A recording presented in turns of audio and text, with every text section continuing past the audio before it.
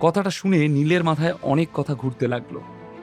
কল্লোল চ্যাটার্জির বাড়ি থেকেই ওই রিংটা পেয়েছিল নীল।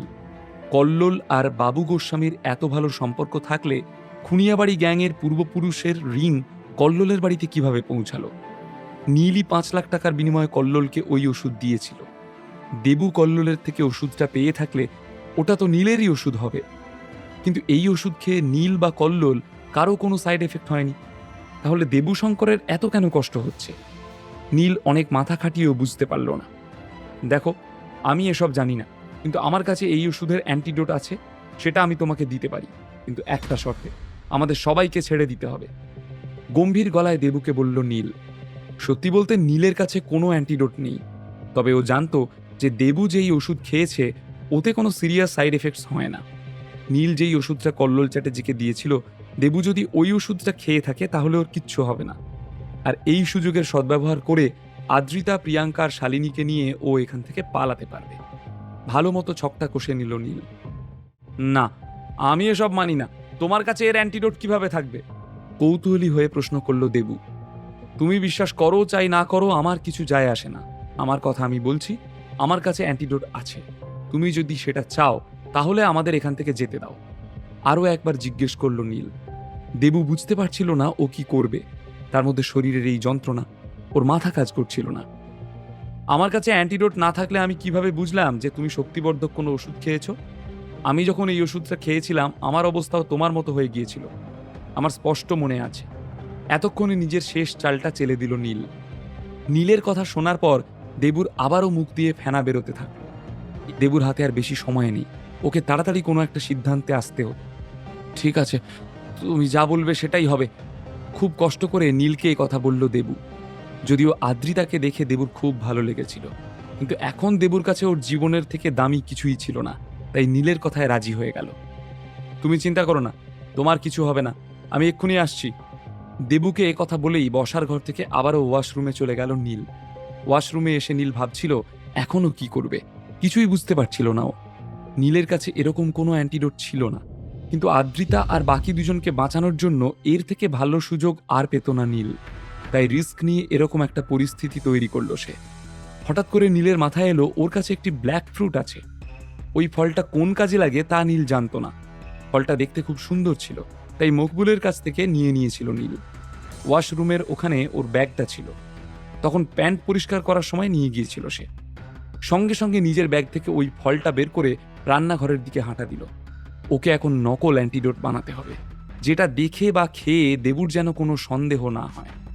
রান্নাঘরে গিয়ে নীল একটা লেবু খুঁজে পেল, সেটা কেটে লেবুর রস বের করলো, ওতে বিট নুন আর গোলমরিচ মেশালো। অ্যান্টিডোট মার্কা ফিল আনার জন্য ওই মিশ্রণে সামান্য ফলের রস মিশিয়ে দিল নীল। একদম শেষে ব্ল্যাক ফ্রুটটা মেশালো। সামান্য টেস্ট করে নীলের যেন মাথাই ঘুরে গেল। এই অ্যান্টিডোট খেয়ে তো ব্রহ্মদৈত্য শরীর ছেড়ে পালাবে, তাহলে এই সাইড এফেক্টস কি জিনিস? মনে মনে ভেবে নিল যে দেবুকে কি বলবে সে। 10-15 মিনিট পর নকল অ্যান্টিডোট বানিয়ে রান্নাঘর থেকে বেরিয়ে এলো নীল।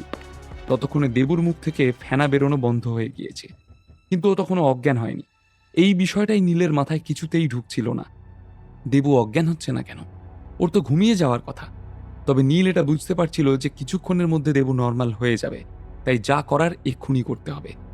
একবার ওকে বাগে পেলেই নীল 3জনকে নিয়ে বেরিয়ে যেতে পারবে। সেই বানানো শরবত নিয়ে নীল বসার ঘরে এলো। কাঁচের গ্লাসটা দেবুর দিকে এগিয়ে দিয়ে বলল, প্রাণে বাঁচতে চাইলে এক ঢোকে এটা খেয়ে নাও। তারপর সেই গ্লাসটা দেবুর হাতে গুঁজে দিল নীল। নকল অ্যান্টিডোটটা মুখে ঢেলে নিল দেবু। কিছুক্ষণ আগে পর্যন্ত যে নড়তে পর্যন্ত পারছিল না, সে 5 মিনিটের মধ্যে উঠে দাঁড়িয়ে পড়ল। তা নীলও বুঝে উঠতে পারল না, তাও নাটকটা চালিয়ে গেল। তুমি এখন একদম ঠিক আছো? তাহলে এখন নিজের কথা রাখো, চলে যাও তোমরা, দেবুকে বলল নীল। ঠিক সেই সময় নীলের পায়ের কাছে বসে পড়ল দেবু। থ্যাংক ইউ বাদশাহ, থ্যাংক ইউ সো মাচ। আমার জীবন বাঁচানোর জন্য অনেক ধন্যবাদ।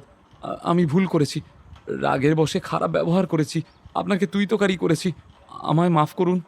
নীল ওকে সান্ত্বনা দিয়ে আদ্রিতাদের নিয়ে বেরিয়ে যাওয়ার ব্যবস্থা করতে লাগলো। কিন্তু বাদশাহ, এখনো কাজ শেষ হয়নি যে। এখনো আবার কি কাজ বাকি আছে? অবাক হয়ে প্রশ্ন করল নীল। আপনাকে আমার গ্যাংয়ের বাকি সদস্যদেরও জীবন বাঁচাতে হবে। ওরা সবাই এই শক্তিবর্ধক ওষুধ খেয়েছে, ওরা অ্যান্টিডোট না পেলে মরে যাবে। প্লিজ বাদশাহ, ওদের বাঁচান। নীলের হাতে পায়ে ধরে বলল দেবু। নীলের মাথায় আকাশ ভেঙে পড়ল। কি বলছো? ওরাও এই ওষুধ খেয়েছে? অবাক হয়ে প্রশ্ন করল নীল। এবার কি করি?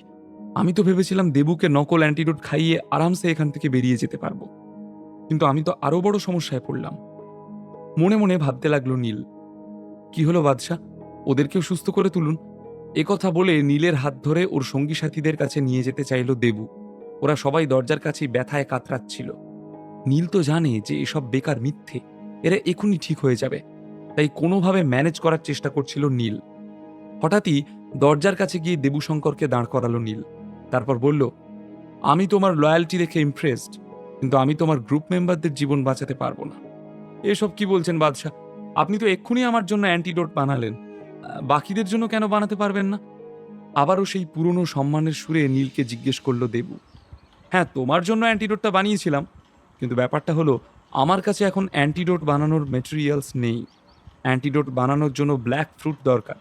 যেটা ছিল সেটা দিয়ে আমি তোমার অ্যান্টিডোটটা বানিয়ে ফেলেছি। অসহায় হয়ে বলল নীল।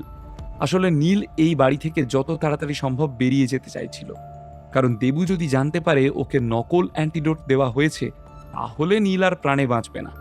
পাশাপাশি আদ্রিতার কোনো ক্ষতি করতে পারে ও। সাথে প্রিয়াঙ্কার শালিনীও ছিল, ওদের প্রতিও নীলের একটা দায়িত্ব রয়েছে। তাছাড়া আদ্রিতার জন্য খুব চিন্তা হচ্ছিল নীলের। কি ব্ল্যাক ফ্রুট? এই ফলটা কি কালো রঙের? কোনো গন্ধ নেই, তাই তো?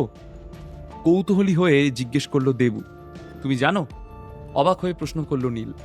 বাদশাহ, আমরা বেশিরভাগ সময় জঙ্গলে থাকি, এক পাহাড় থেকে অন্য পাহাড়ে ঘুরে বেড়াই। আমার কাছে এসব ফল কোনো বড় ব্যাপার নয়। আমি এক্ষুনি কাউকে একটা পাঠিয়ে অনেকগুলো ব্ল্যাক ফ্রুট আনানোর ব্যবস্থা করছি। সমাধান খুঁজে পাওয়ায় খুশি হয়ে নীলকে বলল দেবু। দেবুর কথা শুনে নীলের মুখ ছোট হয়ে গেল। ব্ল্যাক ফ্রুট জোগাড় হয়ে গেলে নীলকে আবার কাজে নেমে পড়তে হবে। আর এই কাজ মোটেই সহজ কাজ নয়। নকল অ্যান্টিডোট তৈরির কাজ কি কখনো সহজ হয়? নকল অ্যান্টিডোট দেওয়ার আগেই যদি দেবুশঙ্করের গুন্ডাদের শরীর ঠিক হয়ে যায়, তখন তো নীল হাতে নাতে ধরা পড়ে যাবে। নীলের কিছু হয়ে গেলে আদ্রিতার কি হবে? আর আদ্রিতার কিছু হয়ে গেলে নীল কিভাবে বাঁচবে? এবার নীল কি করবে? দেবুশঙ্করের হাত থেকে বাঁচার উপায় কি বের করতে পারবে নীল? নীলের প্ল্যান কি কার্যকর হবে, নাকি ওই নকল অ্যান্টিডোটের সত্যি সকলের সামনে চলে আসবে? ব্ল্যাক ফ্রুট কোন কাজে ব্যবহার করা হয়? নকল অ্যান্টিডোটটা কি সত্যিই নকল, নাকি এর পিছনে অন্য কোনো রহস্য আছে? বিনামূল্যে গল্প শুনতে নিচের ইনস্টল বাটনে ক্লিক করুন এবং পকেট এফএম ডাউনলোড করুন। লিঙ্কটি রয়েছে ডেসক্রিপশনে।